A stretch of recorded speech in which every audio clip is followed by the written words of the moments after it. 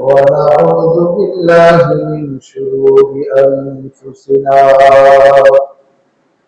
ومن سيئات أعمالنا من يهده الله فلا مضل له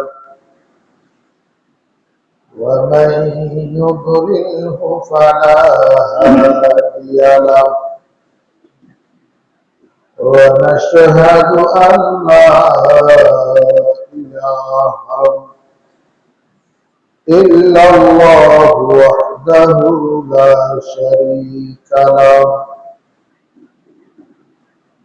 أما بعد فأعوذ بالله من الشيطان الرجيم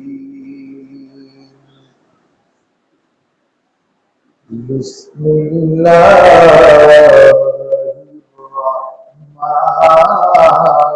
الرحيم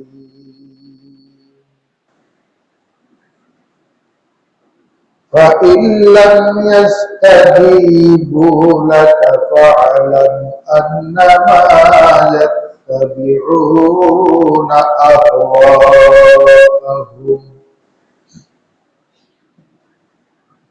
ومن أضل ممن اتبع هواه بغير هدى من الله إن الله لا يهدي القوم الظالمين وقال تعالى قد أفلح المؤمنون وقال تعالى ولا تتبعوا خطوات الشيطان صدق الله العظيم قال رسول الله صلى الله عليه وسلم بئس العبد عبد هواه يضله أو كما قال عليه الصلاة والسلام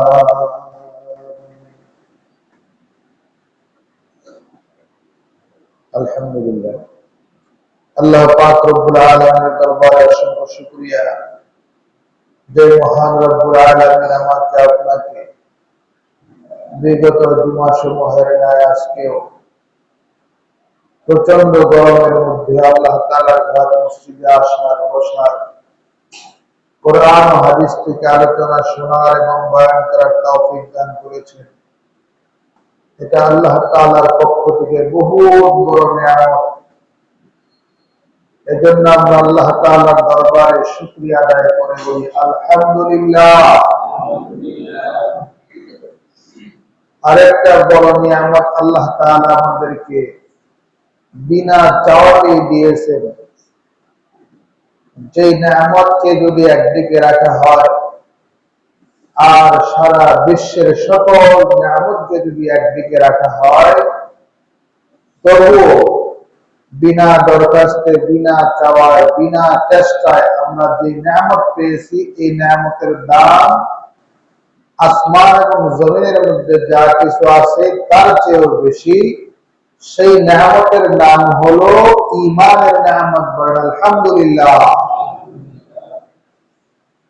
ঈমানের নিয়ামত কত বড় নিয়ামত! কোন ব্যক্তি দুনিয়ার যত নেক কাজ আছে সব করছে, যেমন নেলসন ম্যান্ডেলা, উনি অনেক ভালো কাজ করছে। এরপরে আরেকজন মহিলা, কি নাম যেন ভুলে গেলাম, উনিও আপনার অনেক ভালো কাজ করছে। এই ধরনের অনেক খ্রিস্টান আছে, অনেক হিন্দু আছে যারা মানুষের জন্য আপনার হাসপাতাল বানাচ্ছে, মানুষের কল্যাণে এগিয়ে আসতেছে। যত ভালো কাজই করুক না কেন, তাদের এই ভালো কাজের বিনিময়ে কি তারা জান্নাতে যেতে পারবে? কারণ কি? তাদের ঈমান নাই। কি নাই? ঈমান। অপরদিকে একজন মুসলমান, সে এত ভালো কাজ করতে পারে নাই, নামাজ কালামও খুব একটা করতে পারে নাই, আমলও খুব একটা করতে পারে নাই, কিন্তু তার ভিতরে আল্লাহ তাআলার ভয়, আল্লাহ তাআলার মুহাব্বত, জান্নাতের আশা, জাহান্নামের ভয়, নবী আল্লাহ তাআলার পক্ষ থেকে প্রেরিত রাসূল, নবী, কোরআন, হাদিস, এরপর আপনার ফেরেশতা, তারপরে আপনার আল্লাহ তাআলার কিতাব সমূহ, আপনার তাওরাত, জাবুর, ইনজিল, কোরআন, এগুলোর উপর বিশ্বাস, জিব্রাইল, মিকাইল, আজরাইল, ইসরাফিল, ফেরেশতাগণের উপর বিশ্বাস, আল্লাহ তাআলার কুদরতের উপর বিশ্বাস, আল্লাহ তাআলা ৭ তবক আসমান বানাইছেন, ৭ তবক জমিন বানাইছেন, এর প্রতি বিশ্বাস, আল্লাহ তাআলা যে কোনো মুহূর্তে আমাকে আপনাকে ধরতে পারেন, যে কোনো মুহূর্তে আমাকে আপনাকে উঁচায় নিতে পারেন, এই সকল বিশ্বাস অন্তরের মধ্যে বদ্ধমূল থাকার নাম হচ্ছে ঈমান। এই ঈমান যেই ব্যক্তির মধ্যে পাকা পোক্ত আছে, সে যদি কোনো আমল নাও করে, শুধু ঈমানের কারণে এক সময় জাহান্নামের শাস্তি ভোগ করতে করতে তার পাপরাশির সাজা যখন শেষ হয়ে যাবে, শুধুমাত্র ঈমানের দৌলতের কারণে আল্লাহ তাকে এই দুনিয়ার সর্বনিম্ন 10 দুনিয়ার সমপরিমাণ একটা জান্নাত দান করবে। সেই ঈমানের মতো দৌলত আল্লাহ তাআলা আমাকে আপনাকে দান করেছে। এই জন্য আমাদেরকে যে কেউ ঠাট্টা করুক, মস্কারি করুক, যাই করুক, যদি আমাদের ভিতরে ঈমান ঠিক থাকে, কারো ঠাট্টা মস্কারি আমাদের সাথে কোনো কিছু যায় আসে না। যেমন একটা ঘটনা মনে করে গেল, আপনারাও জানেন, তারপরেও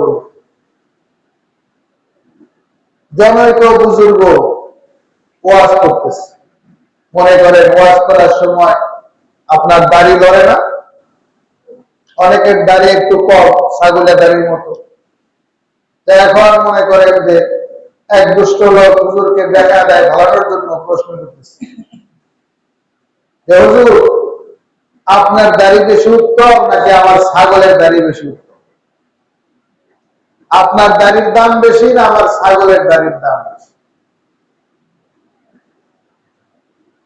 এখন কথাটা বিব্রত করার জন্যই বলেছে, কিন্তু ওই বুজুর্গ ব্যক্তি উনি জিনিসটাকে বিব্রত হিসাবে নেয় নাই, উনি মৌলিক ভাবে নিয়েছে। উনি উত্তর দিতেছে, আপনার এই জবাব আমি আজকে দিতে পারবো না।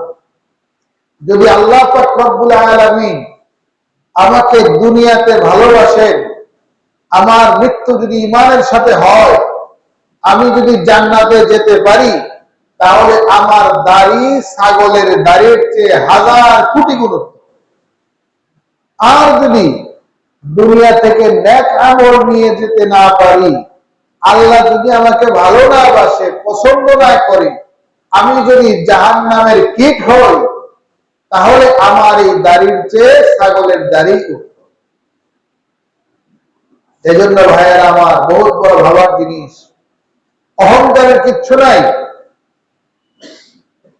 ঈমান এত বড় একটা দৌলত, এই দৌলত আল্লাহ তাআলা দান করেছেন, এজন্য শুকরিয়া আদায় করতে হবে, প্রতিটা মুহূর্তে শুকরিয়া আদায় করতে হবে। আল্লাহ পাক আমাকে মুসলমান বানিয়েছে, আল্লাহ পাক আমাকে আল্লাহ পরিচয় আমাকে দান করেছেন, আল্লাহ পাক আমাকে মসজিদে আসার তৌফিক দান করেছেন, আল্লাহ পাক আমাদেরকে কোরআন ও হাদিসের বাণী শোনার তৌফিক দান করেছেন, আল্লাহ পাক রব্বুল আলামিন আমাদেরকে ওয়ারিসে নবী, ওলামায়ে কেরামের সামনে বসার তৌফিক দান করেছেন। এটা বহুত বড় নিয়ামত, কিন্তু অহংকারের কিচ্ছু নেই। কারণ এই নিয়ামত যে কোনো মুহূর্তে বিলীন হয়ে যেতে পারে। পারে কি পারে? 3 বন্ধু মিলে হজে রওনা করছে, টাকা পয়সা জোগাইয়ে যে তারা নিয়ত করেছে হজে যাবে, আর হজের জন্য মাল সামানা সব রেডি। তো তৎকালীন যুগে যাতায়াত ব্যবস্থা তো আর এত ভালো ছিল না, হেঁটে হেঁটে যাওয়া লাগতো, সোয়ারি নিয়ে যাওয়া লাগতো, কয়েক মাস সময় লাগতো আপনার সৌদি আরবে পৌঁছতে। তো তারা 3 বন্ধু রওনা হইতে হইতে একটা জায়গার মধ্যে গিয়েছে, মনে করেন বাংলাদেশ পার হয়ে বর্ডার কাছাকাছি একটা এলাকায় চলে গেছে। তো চলে যাওয়ার পরে ওইখানে তারা ক্লান্ত পরিশ্রান্ত হয়ে বিশ্রাম নেওয়ার জন্য তারা একটা জায়গা নিয়েছে, যেখানে আমরা কয়েকদিন বিশ্রাম নেব, এরপরে আমরা আবার আমাদের ভ্রমণ শুরু করব। তো বিশ্রাম করতে হলে সেইখানে থাকা খাওয়ার প্রয়োজন আছে। তো ওই এলাকাটা ছিল খ্রিস্টান অধ্যুষিত এলাকা, খ্রিস্টানদের বসবাসের এলাকা।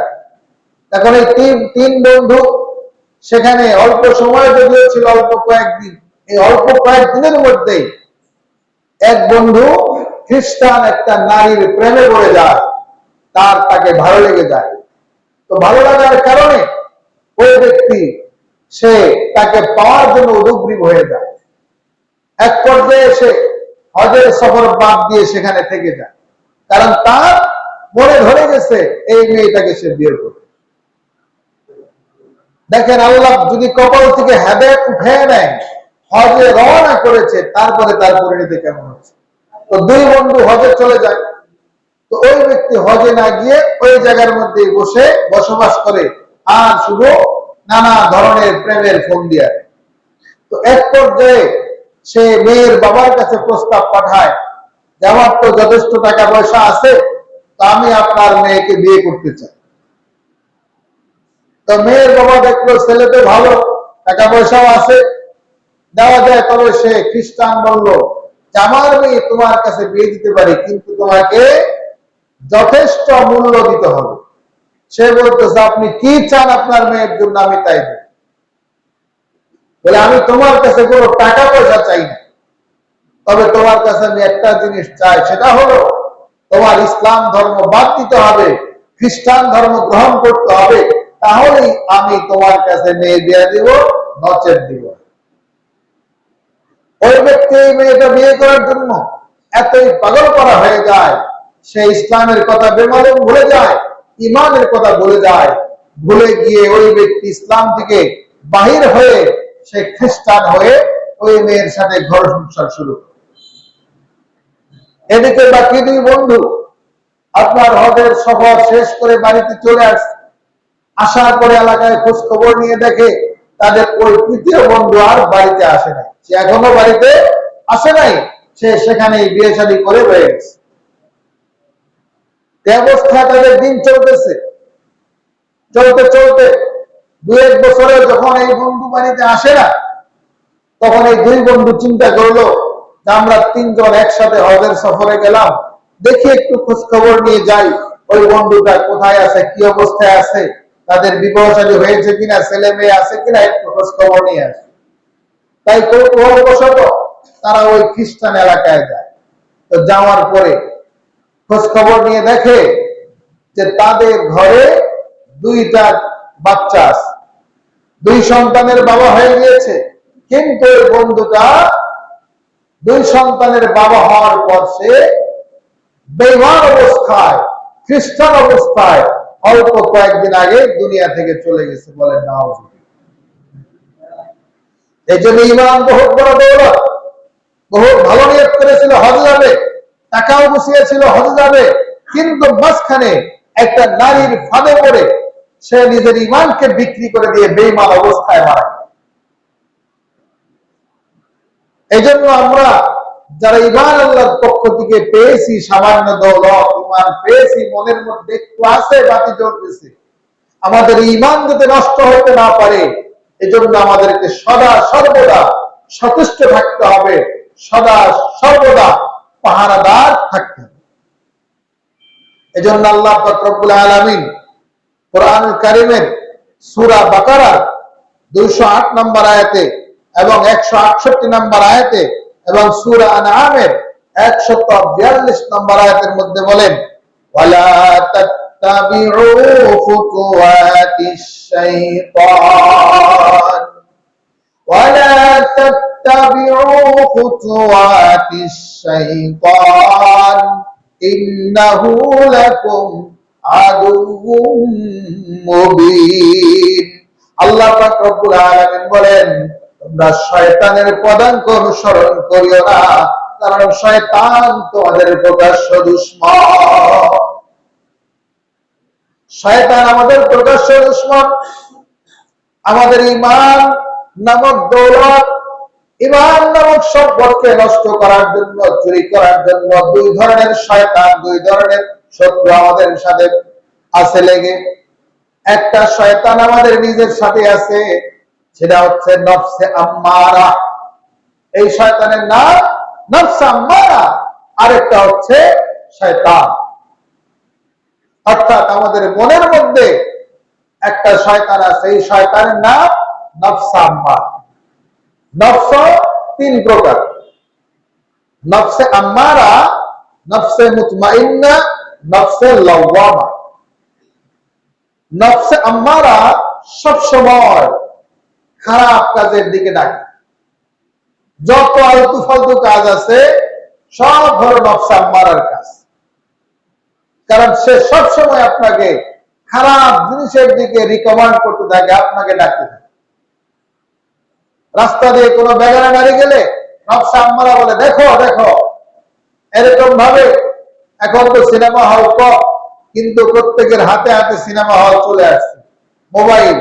সারাদিন শয়তান লাগাই দিচ্ছে নফসে আম্মারা, দেখো দেখো। মোবাইলের মধ্যে বিভিন্ন ধরনের গুনার কাজ হচ্ছে, জুয়া হচ্ছে, বেগানা নারীর দিকে তাকানো হচ্ছে, অশ্লীল ছবি দেখা হচ্ছে। আপনার নফসে আম্মারা খারাপের দিকে আপনাকে লাগাই দিচ্ছে। এভাবে আপনার চোখ খারাপ হয়ে যাচ্ছে, মস্তিষ্ক খারাপ হয়ে যাচ্ছে। আর ওদিকে শয়তান মনের মধ্যে এসে কুমন্ত্রণা দিতেছে। কারণ শয়তান সে আল্লাহর পক্ষ থেকে পাওয়ার নিয়ে আসছে যে, আল্লাহ আমি আপনার বান্দাকে ধোঁকা দিব, কিন্তু আপনার বান্দা যেন আমাকে ধরতে না পারে, আমাকে যেন দেখতে না পায়, আমি এমন ভাবে ধোঁকা দিব। এই জন্য নফসে আম্মারা এর কবল থেকে নিজেকে রক্ষা করতে হবে। জনৈক কবি বলেন, আসাদুল জিহাদি জিহাদুল হাওয়া আমা কাররামাল মারআ ইল্লা তুকা। আসাদুল জিহাদ, আমাদের জীবনে সবচেয়ে বড় একটা জিহাদ আছে। এই জিহাদ সদা সর্বদা করতে হবে। আমাদের প্রত্যেকের মনের মধ্যে কিছু কিছু যুদ্ধ চলতে থাকে, থাকে না? যেমন আপনার মনের মধ্যে সবসময় কিছু যুদ্ধ চলতে থাকে। এর মধ্যে একটা যুদ্ধ হলো, আপনার মন সদা সর্বদা শুধু খারাপের দিকে ধাবিত হয়। পকেটে টাকা থাকলে এক ধরনের শয়তানি বুদ্ধি মনে দেয়, আর পকেট যখন ফাঁকা থাকে আরেক ধরনের শয়তানি বুদ্ধি মন দিতে থাকে। আবার যখন আপনার লোক সমাজে থাকে তখন এক ধরনের শয়তানি বুদ্ধি মাথায় আসে। আবার যখন একা একা নিরিবিলিতে থাকে তখন আরেক ধরনের শয়তানি বুদ্ধি মাথায় কাজ করতে থাকে। আসাদুল জিহাদি জিহাদুল হাওয়া আমা কাররামাল মারআ ইল্লা তুকা। এই যে একটা যুদ্ধ চলতেছে, আবার আরেকটা যুদ্ধ চলতে থাকে, সেটা হলো টাকা পয়সার লোভ, গাড়ি বাড়ির লোভ।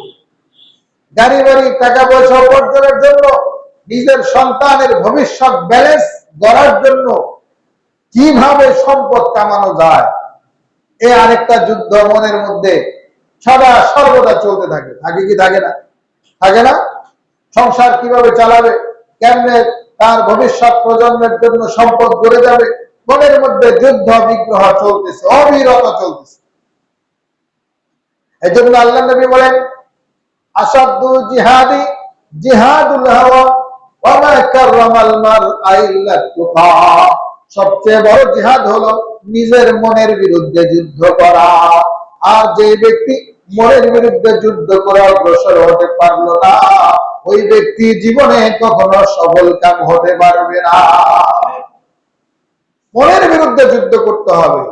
দুনিয়াবি লাইনেও পরকালীন লাইনে। যেমন একটা যুদ্ধ আমরা মনের বিরুদ্ধে করতে পারি, যেমন বর্তমানে আমাদের মন চায় রাত 10টায়ও যেন না ঘুমায়, মোবাইল টিভি এই সে গল্প গুজব করে 11টা-12টার সময় ঘুম যায়। আমাদেরকে যুদ্ধ করে এশার নামাজ পড়েই যেন ঘুমাতে পারি, মাগরিবের পরেই যেন খানা খেতে পারি, এই যুদ্ধটা আমাদের করা দরকার। কারণ এই যুদ্ধে জয়ী না হওয়ার কারণে ফজরের নামাজের যুদ্ধে আমরা পাশ করতে পারি। বেশিরভাগ এই প্রথম যুদ্ধ হচ্ছে আমাদের যে সকাল সকাল ঘুমাইতে হবে। দ্বিতীয় নাম্বার হচ্ছে সকাল সকাল ঘুম থেকে উঠা। সকালে ভোর 4টায় আমাদের ঘুম ভাঙে না, 5টায় ঘুম ভাঙে না, 8টা-9টার দিকে আমরা ঘুম থেকে জাগ্রত হই। এদিকে ইমানের যেমন ক্ষতি হচ্ছে, আপনার স্বাস্থ্যের তেমনই ক্ষতি হচ্ছে, আপনার অর্থনৈতিক জীবনেও তেমনই ক্ষতি হচ্ছে, শুধুমাত্র আপনার ঘুমকে নিয়ন্ত্রণ না করার কারণে। আসাদুল জিহাদি জিহাদুল হাওয়া আমা কাররামাল মারআ ইল্লা তুবা। এজন্য আল্লাহ পাক রব্বুল আলামিন আমাদেরকে যে ঈমান নামক দৌলত দিয়েছেন, এটা বহুত বড় দৌলত। এই দৌলতকে রক্ষা করতে হবে। আল্লাহ পাক রব্বুল আলামিন সূরা মুমিনুনের প্রথম আয়াতের মধ্যে বলেন, আদ আফলাহাল মুমিনুন। আদ আফলাহা, যারা মাদ্রাসায় পড়েছেন বুঝবেন, আফলাহা শব্দটা অর্থে মাজির সিগা, অর্থাৎ সফল কাম হয়ে গেছে। কে হয়ে গেছে? আল মুমিনুন, যারা ঈমানদার। যারা ঈমানদার তারা সফল হবে না, আল্লাহ বলেন তারা সফল হয়ে গেছে। বলেন সুবহানাল্লাহ। সফল হয়ে গিয়েছে অর্থাৎ তারা জান্নাতি, তার মধ্যে কোনো সন্দেহ নাই। এবারে ঈমান কাকে বলে? ঈমানটা কিভাবে রক্ষা হয়? ঈমানের মৌলিক ভাবে ঈমানটাকে কিভাবে তাজা রাখতে হয়? হাদিস শরীফে আসছে ঈমান 3 জিনিসের নাম। কয় জিনিসের নাম? 3 জিনিসের নাম পরিপূর্ণ ঈমান। قال رسول الله صلى الله عليه وسلم الإقرار باللسان وتصديق بالجنان وعمل بالأركان। ঈমান হচ্ছে 3টা জিনিসের নাম। শুধু কালেমা পড়লেই সে মুসলমান হয় না, শুধু কালেমা পড়লেই সে মুসলমান হয় না, শুধু কালেমা পড়লেই ঈমানদার হওয়া যায় না। কারণ আমরা শুনেছি যুদ্ধের সময় নাকি অনেক হিন্দুরাও তারা ভয়ে কালেমা পাঠ করেছে। বলছে কালেমা বাতাও, কালেমা বলো মুক্তি পাবা। মুক্তি বাহিনীরা আসছে ধরছে, তখন হিন্দুরাও কালেমা পড়ছে মুক্তি পাওয়ার জন্য। পাকিস্তানিদের থেকে মুক্তি পাওয়ার জন্য কালেমা হিন্দুরাও পড়ছে। কিন্তু কালেমা পড়লেই কি আপনার ঈমানদার হওয়া যায়? না, কালেমা পড়লেই ঈমানদার হওয়া যায় না, কিন্তু কালেমা না পড়লেই ঈমানদার হওয়া যায়। কালেমা পড়লে যেমন ঈমানদার হওয়া যায় না, কালেমা না পড়লেও কিন্তু ঈমানদার হওয়া যায় না। তাহলে কালেমা কিভাবে পড়তে হবে? 1 নাম্বার হলো আল ইকরারু বিল লিসান। আপনার জবান দ্বারা কালেমা পড়তে হবে সহি শুদ্ধ ভাবে। লা ইলাহা ইল্লাল্লাহু মুহাম্মাদুর রাসূলুল্লাহ। আল্লাহ ছাড়া কোনো মাবুদ নাই, আল্লাহ ছাড়া কোনো মাবুদ নাই। হযরত মুহাম্মদ মুস্তাফা সাল্লাল্লাহু আলাইহি ওয়াসাল্লাম আল্লাহ তাআলার বান্দা এবং রাসূল। এই অর্থটাও আপনার মনের মধ্যে গেঁথে নিতে হবে। তাসদীকুম বিল জানান, এটা অন্তর দ্বারা এটাকে আপনার কি করতে হবে? সত্যায়িত করতে হবে, সিলমোহর মারতে হবে, রিকমেন্ড করতে হবে, ট্রাস্ট করতে হবে, বিলিভ করতে হবে অন্তর দ্বারা। আমরা কালেমা অনেকেই করি, কিন্তু অন্তর দ্বারা এটাকে সত্যায়ন আমরা করি, অন্তর দ্বারা সত্যায়ন করি না। কারণ অন্তর দ্বারা যদি সত্যায়ন আমরা করতাম, তাহলে অনেক ভালো ভালো লোক দেখি কালেমা পয়রা পয়রা ভিক্ষা চায় না। অনেক ভিক্ষু হাত পা ভালো, কালেমা পড়ে পড়ে এসে ভিক্ষা চায়। কারণ ও কালেমা মুখে পড়তেছে, অন্তর দ্বারা বিশ্বাস করতে পারে নাই। অন্তরের বিশ্বাস যদি বর্তমান থাকতো, সে মানুষের কাছে হাত পাতত না, প্রয়োজনে না খেয়ে থাকতো, কিন্তু মানুষের কাছে হাত পাতত না। আবার অনেক দেখবেন হাত নাই পা নাই, ব্যবসা করে খাচ্ছে, আছে না এরকম? বর্তমানে ফেসবুকের দুনিয়ায় দেখা যায় অনেকের হাত নাই পা নাই, একটা হাত কোন রকম আছে, একটা আঙ্গুল কোন রকম আছে, ফ্রিল্যান্সিং করে লক্ষ লক্ষ টাকা কামাই করে পুরা ফ্যামিলি চালাইতেছে, অথচ নিজে এখান দিয়ে ওখানে করতে পারেন। তাকে হুইল চেয়ারে করে চলতে হয়। সে তার ব্রেনটা ঠিক আছে, সেই ব্রেনটাকে ভিক্ষার জন্য কাজে লাগায় নাই, সেই ব্রেনটাকে কাজে লাগিয়েছে তার হালাল উপার্জন করার জন্য। কাজেই ভিক্ষাবৃত্তি নয়। আমার গ্রামে পটল বাজার, ওখানে একজন প্রতিবন্ধী আছে, বিশাল বড় দোকান, তার কর্মচারী আছে কয়েকজন, কাপড়ের দোকান খুব ভালো চলে, অথচ নিজে হাঁটতে পারে না, প্রতিবন্ধী। এলেঙ্গাতেও দেখছি আমি একজন প্রতিবন্ধী, বহুত বড় দোকান। তো কাজেই প্রতিবন্ধী হলেই হাত পাততে হবে, আপনার শরীরে একটু ভালো না লাগলে হাত পাততে হবে, এটা হচ্ছে আপনার ইমানের দুর্বলতা।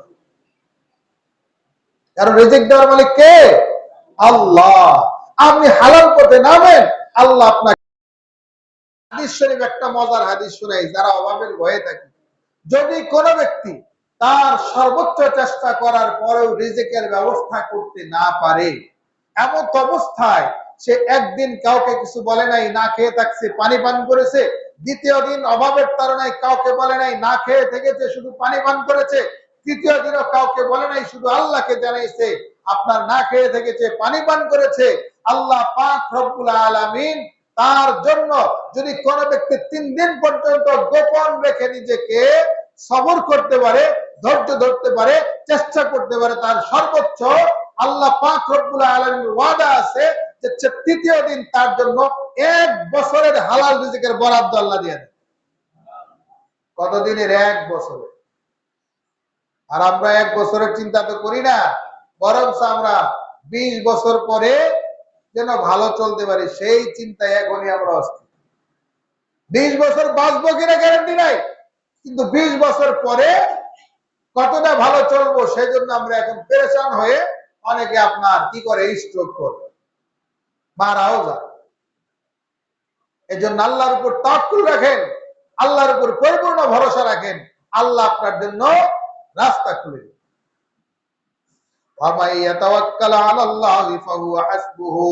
ইমানের 1 নম্বর শর্ত হলো মুখে বলা, 2 নম্বর শর্ত হলো জানান, অন্তর দ্বারা সেটাকে সত্যায়িত করা, 3 নম্বর কাজ হলো ওয়ামালুম বিল আরকান, অর্থাৎ কাজে পরিণত করা। কাজে পরিণত করা, কাজে পরিণত করা অর্থ কি?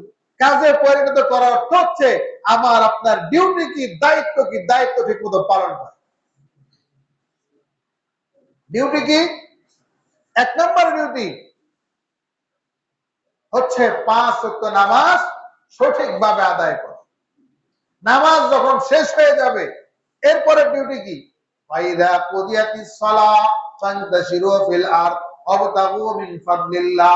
আল্লাহ পাক রব্বুল আলামিন কোরআনে কারীমের মধ্যে বলেন, তোমরা নামাজ পড়ো, নামাজ পড়ে লম্বা লম্বা সিজদা দাও, নামাজ পড়ে আমার কাছে দোয়া করো, নামাজ পড়ে দোয়া করার পরে আল্লাহ হাত জুড়ে বসে থাকতে বলে নাই, তোমরা জমিনের মধ্যে ছড়িয়ে ছিটিয়ে পড়ো, আমি জমিনের মধ্যে অসংখ্য নিয়ামত ছড়িয়ে ছিটিয়ে রেখেছি, তোমরা সেগুলো তালাশ করে গ্রহণ করো। তোমার কাজ হলো চেষ্টা করা, সফলতা দেওয়ার কাজ হলো আমি আল্লাহ। জবানে আর দিলে থাকবে আল্লাহর ডাক, হাতে করবেন আপনার রিজিকের কাজ। কারণ নামাজ পড়া যেমন ফরজ, হালাল উপার্জন করাও কিন্তু ফরজ। আলা রাসূলুল্লাহ সাল্লাল্লাহু আলাইহি ওয়াসাল্লাম তালাবু কাসবিল হালাল ফরিদাতুন বাদাল ফরিদা, হালাল উপার্জন করা এটা অন্যান্য ফরজের মতোই অন্যতম একটা ফরজ।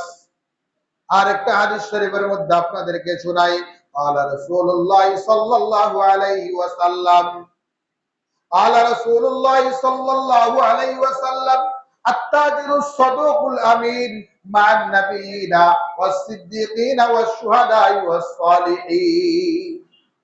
আরেকটা হাদিস আল্লাহর নবী বলেন, যদি কোনো ব্যক্তি সৎভাবে ব্যবসা করে, সৎ ব্যবসায়ীর হাসর হবে নবীদের সাথে, সৎ ব্যবসায়ীর হাসর হবে শুহাদায়ে কেরামের সাথে, সৎ ব্যবসায়ীর হাসর নাসর হবে ওলি বুজুর্গদের সাথে। বলেন সুবহানাল্লাহ। কিন্তু আমরা বর্তমানে ব্যবসা করি, কিন্তু বেশিরভাগ ব্যবসায়ীরাই ধোঁকাবাজির ব্যবসা করে। কি করেন? ধোঁকাবাজি। আপনি কাঁঠাল একটা বাজারে নিয়েছেন, নিয়ে যাওয়ার পরে যেই সাইড আপনার ওই যে পোকা কানকলাই বলে, আপনার ওই সাইডটা নিচে ঢেকে রাখছেন, উপরের পিঠটা নিচে উঠে আপনি বলতেছেন। গম ভুট্টা বাজারে নিয়েছেন, ভিজা গম ভুট্টা ভিতরে দেওয়া, উপরে শুকনা টনটনা দিচ্ছেন, দিয়ে আপনি বিক্রি করতেছেন। পাট বাজারে নিয়েছেন, আপনার পাটের মধ্যে পানি দিয়া ধুলার মধ্যে গড়া খাওয়াইয়া আপনার 10 কেজি ধুলা 5 কেজি পানি দিয়া 1 মনে 15 কেজি বাড়ায় বিক্রি করতেছেন। এরকম ভাবে রূপার মধ্যে দস্তা মিশাইতেছেন, স্বর্ণের মধ্যে আপনার তামা মিশাইতেছেন। প্রত্যেকটা ব্যবসার মধ্যে ধোঁকা বাজি প্রতারণা করে আমরা ব্যবসাকে নষ্ট করে ফেলেছি, ঠিক কিনা? অথচ সৎ ব্যবসায়ীর মর্যাদা সে নবীদের সাথে হবে, ওলিদের সাথে হবে। আর যারা খারাপ ব্যবসায়ী, অর্থাৎ যারা ধোঁকাবাজির ব্যবসা করে, তাদের ব্যাপারে আল্লাহ বলেন ওয়াইলুল লিল মুতাফফিফিন আল্লাযীনা ইযা তালু আলান নাসি ইস্তাওফু। যারা ওজনে কম দেয় তাদের জন্য যন্ত্রণাদায়ক শাস্তি আছে। ওয়াইল, ওয়াইল নামক দুজক, যেই দুজকে কষ্ট বেশি। এজন্য আল্লাহ পাক আমাদেরকে হালাল ভাবে কামাই রুজি করার, ব্যবসা বাণিজ্য করার তৌফিক দান করেন। সকলে বলেন আমিন। ইমানের বিশেষ করে 7টা রুকন, অর্থাৎ ইমানের মুফাসসল, যেটা আমরা অনেকেই জানি, এই 7টা বিষয়ের উপর আমাদেরকে ইমান পরিপূর্ণ রাখতে হবে। কি কি? আমানতু বিল্লাহি ওয়া মালাইকাতিহি ওয়া কুতুবিহি ওয়া রুসুলিহি ওয়াল ইয়াউমিল আখিরি ওয়াল কদরি খাইরিহি ওয়া শাররিহি মিনাল্লাহি তাআলা ওয়াল বা'সি বা'দাল মাউত। এক নম্বর হচ্ছে আমানতু বিল্লাহ, আল্লাহ তাআলার উপর বিশ্বাস। আল্লাহ পাক রব্বুল আলামিন সকল ক্ষমতার ক্ষমতাবানদের চেয়ে সবচেয়ে বড় তো ক্ষমতাশীল, এবং কি তিনি একক, তার ক্ষমতার সাথে কারো কোনো ভাগ বটোয়ারা নাই। এই বিশ্বাস আমাদের আছে তো ইনশাআল্লাহ। অর্থাৎ আল্লাহ পাক আমাদের রব, এর মধ্যে কারো কোনো সন্দেহ নাই। এটা হচ্ছে 1 নম্বর আল্লাহর সাথে আমাদের ঈমান। 2 নম্বর হচ্ছে ওয়া মালাইকাতিহি, আল্লাহ পাক রব্বুল আলামিন অগণিত ফেরেশতা আছে, অগণিত ফেরেশতা আছে। ফেরেশতা দ্বারা আল্লাহ তাআলা আমাদেরকে পাহারা দিচ্ছে, ফেরেশতা দিয়ে পাহারা দিচ্ছে। 2 কাঁধে 2 ফেরেশতা আছে, আমাদের হিসাব সব সময় লিখতেছে কিরামান কাতিবিন ইয়ালামুনা মা তাফআলুন। আমরা আপনারা কি করি না করি সব লিখতেছে, সব মেমরি কার্ডে জমা হচ্ছে। কিরামিন কাতিবিন আছে। এজন্য আল্লাহ তাআলার ফেরেশতাদের উপর বিশ্বাস রাখে। আল্লাহ তাআলার ফেরেশতা, অগণিত ফেরেশতা আছে। আল্লাহ পাক রব্বুল আলামিন ফেরেশতা দ্বারা আমাদেরকে যে প্রত্যেকটা ক্ষেত্রে নিয়ন্ত্রণ করেন, তার একটা উদাহরণ দেই। এই যে আমরা চোখ লড়াই, এক হাদিস শরীফ থেকে দেখেছিলাম বা শুনেছিলাম যে এই যে চোখের মধ্যে, এখানেও একজন পাহারাদার ফেরেশতা আছে, যে চোখের মধ্যে যাতে ময়লা না ঢোকে, চোখের পাট খোলা বন্ধ করার জন্য। একটা ময়লা আসলে সাথে সাথে চোখ বন্ধ হয়ে যায়। এই যে চোখ আমরা এতবার খুলতেছি, বন্ধ করতেছি, কখনো কি এই চোখের মধ্যে আপনার আপনার কি বলে তেল দেওয়ার, ক্যালসিয়াম দেওয়ার প্রয়োজন পড়ছে? গ্রিস দেওয়া লাগছে কখনো? এই যে হাড় গোড় লড়াইতেছি, কখনো গ্রিস দেওয়ার প্রয়োজন পড়ে নাই। অথচ দুনিয়ার যে কোনো একটা যন্ত্রপাতি বারবার লড়াই করলে সেখানে কত নমুনার আপনার প্রোটেকশন দেওয়া লাগে, কত ধরনের গ্রিস দেওয়া লাগে, তেল দেওয়া লাগে, মোবিল দেওয়া লাগে। কিন্তু আল্লাহ পাক রব্বুল আলামিন কুদরত দ্বারা আমাদের বডির প্রত্যেকটা পার্টকে আপনারা পরিচালনা করতেছে। এজন্য আল্লাহর কুদরতের উপর বিশ্বাস করা, ফেরেশতাদের উপর বিশ্বাস করা। ফেরেশতারা আল্লাহ পাক রব্বুল আলামিন ফেরেশতা দ্বারা জমিনেও মানুষের সাহায্য করেছে। বিশ্বাস আছে না আমাদের? বদরের যুদ্ধে মুসলমানদের সংখ্যা ছিল মাত্র 313 জন, কাফেরদের সংখ্যা 1000-এর উপরে। মুসলমানদের অস্ত্র নাই, কাফেরদের অস্ত্র ভরা।